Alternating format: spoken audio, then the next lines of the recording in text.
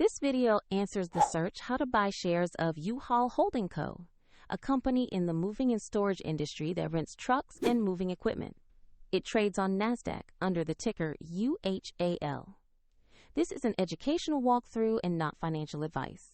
To buy shares, you need a brokerage account, and I will use eToro as an example to show the process. After registering, you must verify your account, typically with an identity document, and then add funds to your account before purchasing. Use the platform search box and type the ticker UHAL to find the stock listing.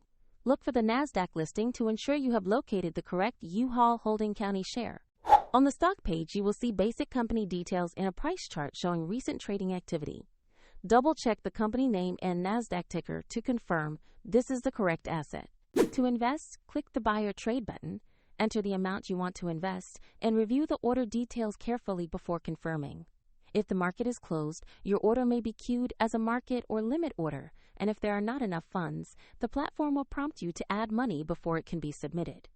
Once executed, your position will appear in your portfolio where you can monitor it. Check the description for the link if you want to try the example platform.